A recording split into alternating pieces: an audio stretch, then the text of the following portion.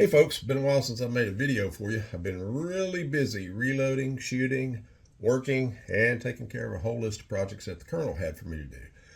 I've got a couple of competitions coming up, and I've got to participate in our favorite activity, bullet sorting. No, I don't think any of us like that. But, for precision shooting, it's something you got to do. Or at least I feel like I've got to do it. You want to eke out every little ounce of performance in your loads that you can.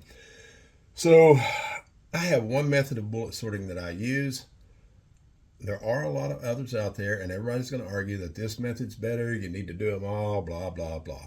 I use one. I'll tell you why I use that sole method, and we're going to do a review of the equipment that I use for bullet sorting, which is a Sinclair bullet seating stand, a short action customs comparator, the Forster Datum dial, and the Hornady comparator, as well as two different kind of calipers.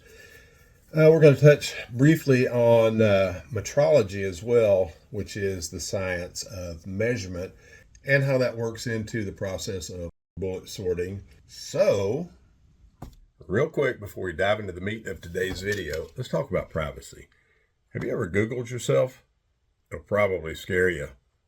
And that's only a fraction of what's out there on the dark web and data broker sites. Data brokers sell your information to spammers and scammers and anybody else that might want to target you. Your full name, email address, home address, health records, social security number, relatives, maybe even your bank account and credit card account. It's all out there. That's why I've been using Aura, the sponsor of today's video. Aura shows me which data brokers have been selling my information and automatically sends opt-out requests for me. Cleaning up my information has not only helped to reduce the amount of spam that I get, it also helps protect me from hackers who could use this information to access my social media accounts, bank accounts, and other sensitive information. AT&T recently revealed that over 73 million customers, both former and current, had their records released on the dark web. They recommended that those affected use strong passwords, monitor account activity, and consider credit freezes or fraud alerts from credit bureaus. Well, Aura does all of that for me, and I don't have to download a bunch of different apps just because one company couldn't keep my data secure. If my information was compromised in the AT&T data breach, I wouldn't worry because Aura is always on and always doing the hard work of protecting me and my family and our data. I value my privacy, and I know you value yours. You can get a 2-week free trial by using the special link aura.com/crustyoldmarine. I'll add that link down here in the video. So go get your 2-week free trial. So the stuff we're using today is the Sinclair bullet seating stand, the short action customs comparator, the Hornady comparator, and iGaging set of calipers, the Forster Datum dial, and Mitutoyo calipers. Let's cover the calipers really quick. Mitutoyo, they make great equipment. Calipers, they're only plus or minus 1,000th. They're not the most accurate thing you can use when we get into the science of metrology. But I think for most of our purposes, 1,000th of an inch is plenty. The big thing is repeatability, and I happen to like the iGaging calipers better than the Mitutoyo, and the reason for that is the Mitutoyo seem to drift a whole lot more for me. I'll have to re-zero these every now and then, but the Mitutoyo, I've got to re-zero them a lot, even if I keep, make sure I keep fresh batteries in them. We've got some previously sorted bullets and some measurements that I took yesterday with the different things. I got 2 others over here. These are all out of a pile of sorted bullets that were my datum right in the middle and plus or minus 1,000th. These were from an older batch. These 2 are from an older batch, which I had measured, and those were done with the Forster Datum dial, and they measured out at 786. So let's get started with this stuff. So I talked about the method that I use and why I use it. I use an ogive to base or base to ogive measurement. The reason I use that is I think that's the only method that a lot of top shooters use, and I really like that because it's easy to measure. And Brian Litt said if you're going to sort bullets, that is the only metric that he will use. Some people will sort them by weight, some people will sort them by overall length, some of them will sort them by surface bearing length. But Brian says that base to ogive is the only meaningful metric that you might see a difference on. And I think he knows what he's talking about, so that's the metric that I use. I'm going to talk about real quick the Hornady comparator gauge. I don't like it. Aluminum body, aluminum top, which, is probably not a bad thing, but they have a range that the things will fit into. And you can look, let's see if I can get the camera to focus and what I'm talking about here. So if you try to measure this, it doesn't really hit on the ogive. These Nosler RDFs have a very, I guess you would say, ill-defined ogive. They are a very hybrid. They're a very high BC bullet. And this Hornady gauge, it doesn't really hit on the ogive of those. And that's because it measures a range of around 260. If you measure with this versus the short action custom, then you're going to get different measurements. And then again, a different measurement with the Forster. The one thing that I do like about the Hornady comparator gauge is this base block. I use it because I like having a wider place to measure from than just the jaw of the caliper. So it's just the way I do it. I like it. One of the things we talk about in metrology is accuracy and repeatability. For accuracy, we're going to have gauge blocks to set and calibrate our measuring tools, be it a caliper or a micrometer or a indicator dial like we have here with the Sinclair. But I think as long as, I think for our purposes, accuracy is maybe not the most important thing.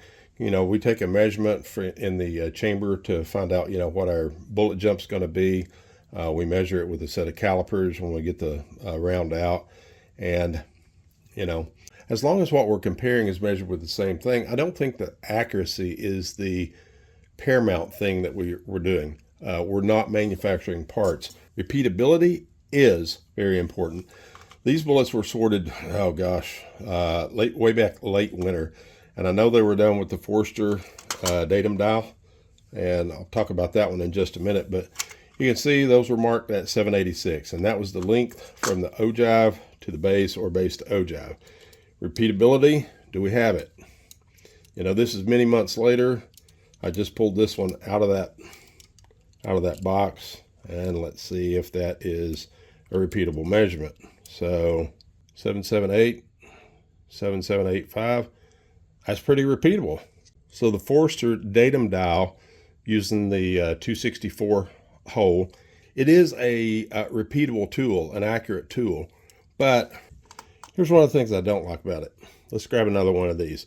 So the ogive on these bullets is so ill-defined and so hybrid that, I don't know if you can see that there, how that bullet really rocks around in that datum. And if I want to measure it sideways, you can see that bullet is it's not really quite at a 90-degree angle there. You got to mess with it a little bit and play with it to get it right. And I'm getting a little variance on that. 778, 777. A lot of that has to do with repeatability of the operator, which is always a factor. But that little wobble that I get in the Forster, that's one of the reasons I wanted to get something else. And from there, let's throw this over to the side. From there, I went to the Short Action Customs comparator. What I really liked about theirs on the ad was that their inserts are made such that the ogive sits in there just like it would in a chamber. And you can see when I drop that in there, there's no wobble in that bullet. That thing is in there sturdy. So it's a very repeatable point. You know, if the bullet won't tilt left or right, forward or back, very repeatable. One thing I don't like about the Short Action Custom is they have a rubber O-ring in here to tighten it up when it goes into the comparator base. And you snap that in, you can hear it click. But if you look, there's a little bit of play in that. If you're looking for accurate and repeatable measurements, play is not a good thing. Play is not a good thing. I like that, you know, it'll twist around and it stays fairly steady. I think they've done a good job with what they've manufactured, but just the fact that it will have that little bit of, can have that little bit of play in it, to me, you know, I wish it didn't have it. But this is my favorite out of all the comparators. When you mash it, you don't really see that play, and you don't really see that play come into effect when you're using the pressure of a caliper. So everybody in the shooting world knows that, or in the precision shooting world knows that Sinclair makes great products. The Sinclair bullet stand, I was really thrilled when I ordered this and got it. I thought, well, you know, this thing's going to be a whole lot faster. Just drop a bullet in there, measure it, and away we go. So you can see it does have a machined precision granite block that I try very hard not to get anything on. I've got a cleaner for it. You do need special cleaners for these precision measuring blocks. But you can see there that I zeroed it a few minutes ago. And let's see what the repeatability of this thing is. So if I take that out, stick it back in there, back on, well, now it's showing half a thousandths out, half a thousandth, half a thousandth, half a thousandth. You know, half a thousandth is really good, but I don't think that this thing truly can measure a half a thousandth. It says that it's that accurate, but it's kind of a cheap Chinese thing, I think. So let's look at it for comparison. So this particular bullet, I measured these yesterday for this video, and I was getting a measurement on the length of these bullets of 0.6845 with the Short Action Custom and a caliper, 0.685 Short Action Custom and the Sinclair digital dial. And then I did a second measurement probably about 10 minutes later, came out a thousandth difference. So let's see now when I remeasure this if it'll come out to that 685 or 684.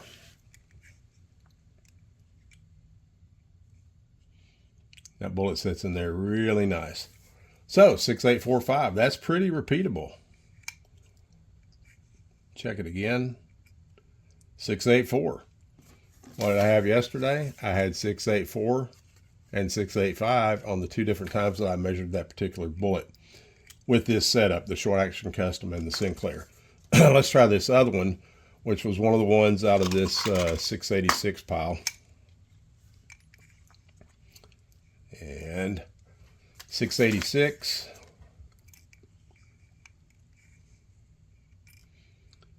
$6,855, so half a thousandth out. I had 6,855 yesterday and 686 on that particular bullet. That's pretty impressive. Let's see how well our zero has held. Zero has held really well, even though, like I talked about before, that Short Action Custom Comparator, it's got that least little bit of play in it. We're going to measure that in a minute. When I undo the calipers, I want to do a couple of measurements with the Forster gauge, and see if we get any repeatability out of this stuff we did yesterday. Well, while we're at it, let's look at this bullet. This bullet is out of this pile, which was my middle of the road pack from the last sorting that were plus or minus 1,000th. What do you guys like to use if you're sorting bullets? You use plus or minus 1,000th? I've seen a lot of people that say, and the Sinclair thing said plus or minus 5,000ths. That's a lot in my book. The way I had sorted, these were like plus 3,000, plus 2,000, and then I had some that were, these were all that I've exhausted, but I had some that were like minus 2,000th. Anyway, this bullet yesterday, the Short Action Custom and the Sinclair Digital read out at a 687 and a 690. Now see, that's 3,000ths of an inch difference. That's pretty big. Let's see what it does today. So that's still zeroed. Drop that bullet in. 689. Well, 689 comes real close to the 690. That's plus or minus 1,000ths. Let's rotate it around a little bit, see if we get the same measurement. 689. 689. And we're still getting a, well, now see, it's showing 1,000th off. Why is that? Half a thousandth off. 1,000th off. So now that it's showing 1,000th off, let's throw that bullet back in there, see what it measures now. 690, 689.5.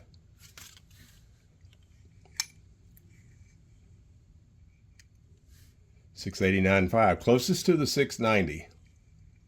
Once again, let's check the zero. Now it's showing about, still showing 1,000th off. 1,000ths off. Drop it back in there. 688.5. Yeah, see, it's varying quite a bit. So for giggles, let's recalibrate this, re-index it. Let's reset a zero. You know, did we get drift due to a temperature change? Did we get drift due to me talking a lot and blowing air on it? All right, I'm satisfied that's zeroed. Let's drop this bullet in, see what kind of measurement it gives us now. 689.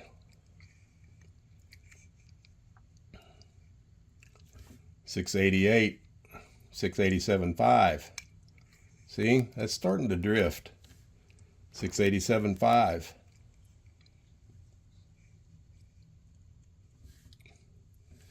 And our zero has drifted again. Why is that?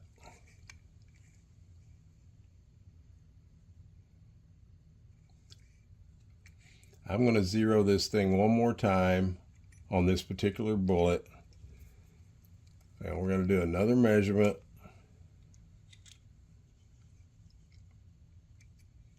688.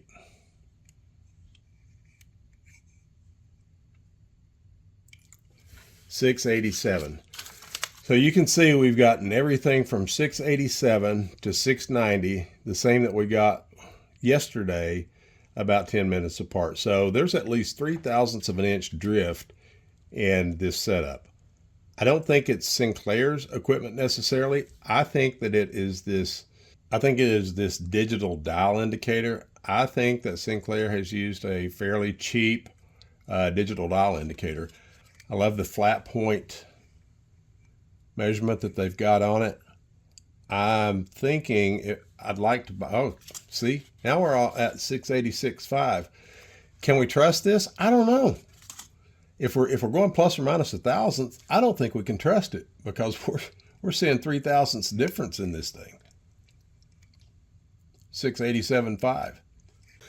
What I do really like about the setup on the Sinclair is you can run this pretty quick. You can go through a lot of bullets much quicker than you can do with a set of calipers.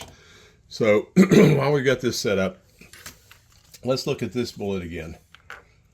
This bullet we measured yesterday with the Forster and caliper set up, and it was the same iGaging caliper, and we were measuring 775.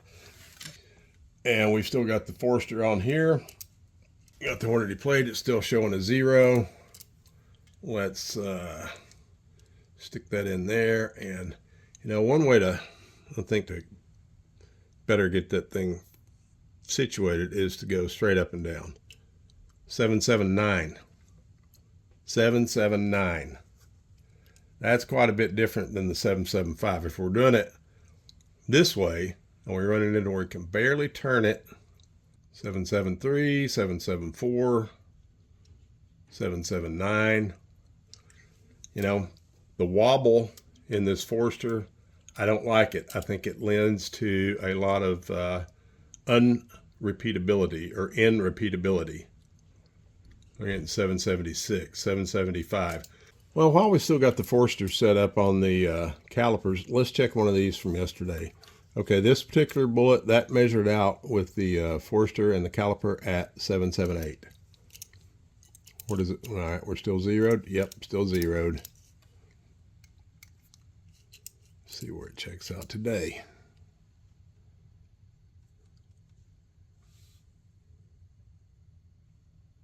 Looks like 778. That's pretty good. 779, 775. Well, 783. Let's turn it this way, where it's straight up and down. Drop the bullet in. Try to hold it plumb. Run that down, and we've got 779. Not bad. Thousandths of an inch. I don't know, maybe I'm trying to be too precise and having my bullets plus or minus a thousandth. What do you think? Anyway, let's take this off and we'll stick it in the Sinclair gauge and do some readings with it. So let's get this set up with a 0. That's got, yeah, I want a little bit more tension on that. So let's let this thing down just a little bit more. So we've got a constant tension on that. Let's 0 it. I hope you can see that dial in there. Let me turn it a little bit. You can see the dial. 005, 000. Okay, let's check these two bullets from yesterday. So this one, that's out of our 786 pile. Yesterday with the Forster and the Sinclair setup, it was registering 774. And if you remember, it was showing 775 when we used the caliper. So we got to pull that out a little bit. Try to get that straight up and down. 774. Pretty daggum good. 774. Same thing we got yesterday. So I would say that is repeatable. But then again, the thing with the Forster dial, you can see how this bullet will rock in there. It doesn't set perfect. I don't like that. The only way around it with that Forster is you've got to mess with it just a little bit, and then when you get it in, when you get it into your measuring stand,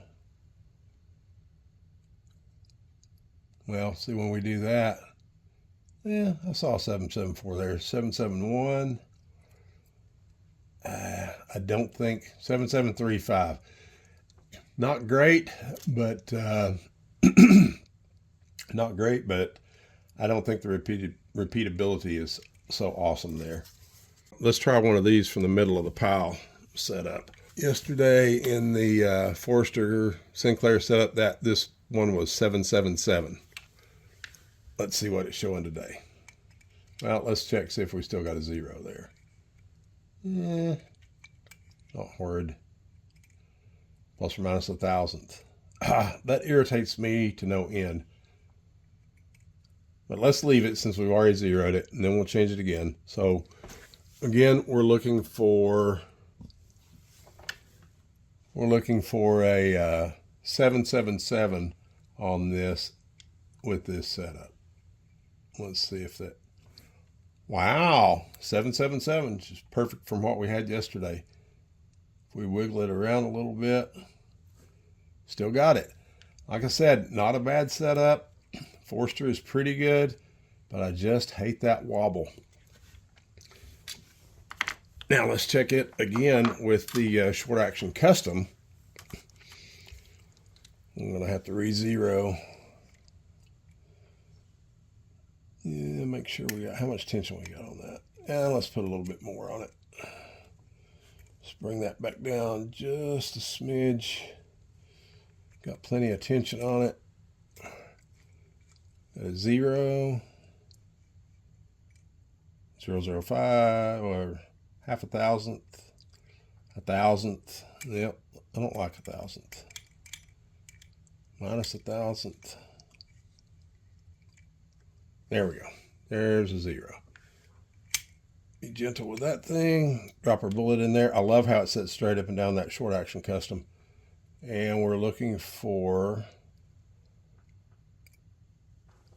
all right, we got 688, which was right in between our 687, 690. 688, it's repeatable. Set that back over there. Check one more out of this 786 pile. We should get 6855 or 686 out of this one. 685. Pretty dead nuts on. One last thing I'd like to show you about the different pieces of gear we got. We've got the short action custom back here. Yesterday I did a couple of measurements and I had 1.325 and 1.326 on the length of this thing. So if you'll remember, we talked about that little bit of movement that it had in it. Let's measure it here today. So we took the Forster off. We got 000 on it. Let's see if that is a repeatable measurement. 1326. 1326. If I really mash that in, can I get 1325 out of it? Yeah. And I don't know if this is moving at all or not, but it's almost got to be. Almost got to be. So we're getting a thousandths variance out of measuring that as well. But keep in mind, our calipers, plus or minus 1,000, that's all you're going to get out of them anyway. So in closing, let's talk about each piece of equipment. I'm going to talk about them in order from least liked to best liked and why.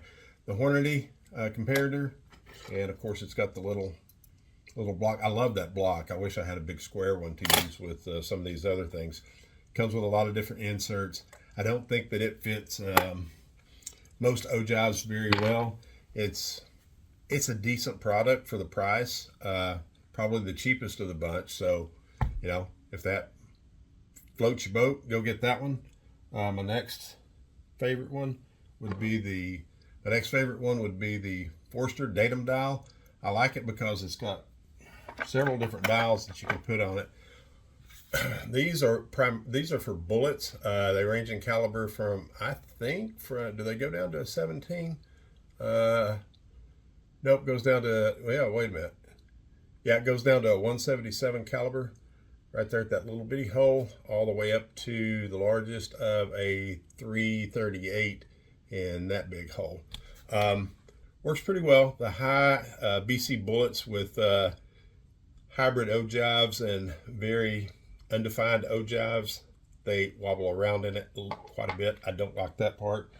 It also comes with a case gauge for measuring shoulders. It doesn't put you right on the shoulder. That's why I went with the short action customs, because I was using this for the 6.5 and it was a little bit up off the shoulder.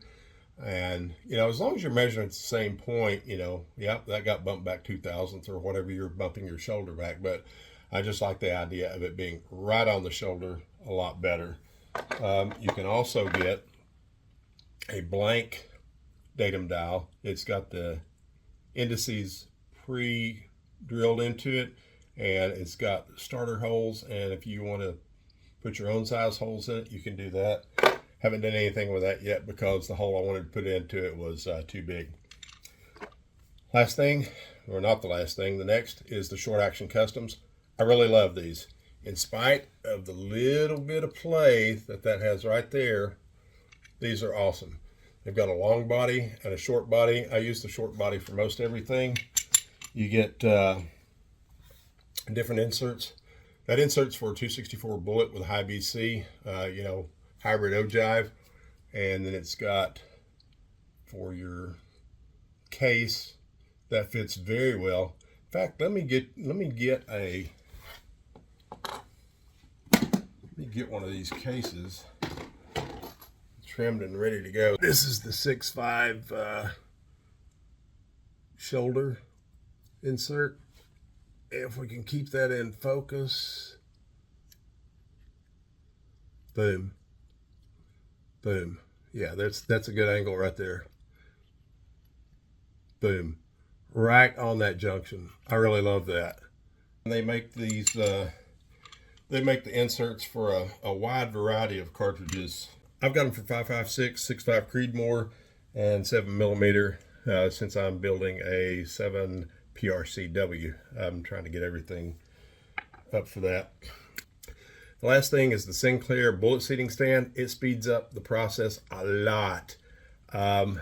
The digital dial that they've got included with it, I wish that they had gone a little bit higher, even a low end from Starrett, I think would be a lot better than this Chinese thing.